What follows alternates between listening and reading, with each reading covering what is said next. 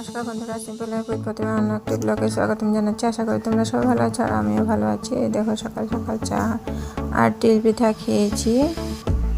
সবে চাটা খাওয়া কমপ্লিট হয়ে গেছে।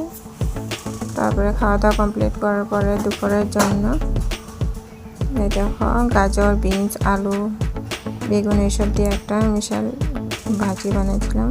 এই দেখো ভাজিটা কমপ্লিট হয়ে গেছে। তারপরে ডাল বানাচ্ছিলাম, যেহেতু আজকে সোমবার মুগ ডাল বানাচ্ছিলাম টমেটো দিয়ে।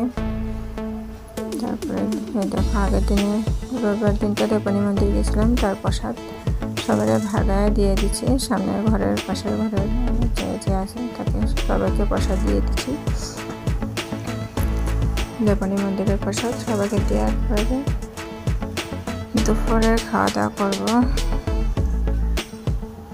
মন্দিরে গিয়ে অনেকটা ভালো লেগেছিল মন্দিরে। তারপরে দেখো মানা ফুল এনেছিল ঠাকুর দেওয়ার জন্য, নীলঘণ্টা ফুল, জোতা ফুল এইসব।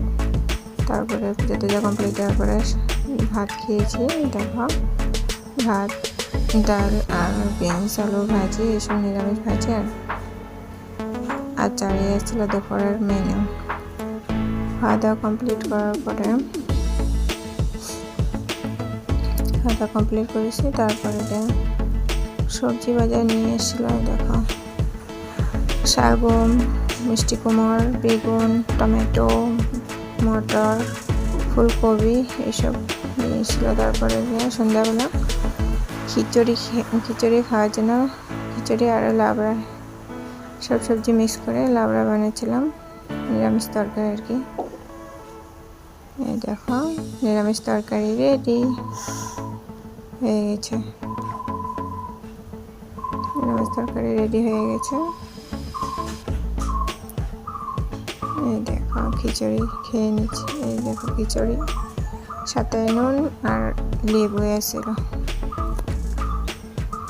তারপরে খাওয়া দাওয়া কমপ্লিট করে নিচ্ছি।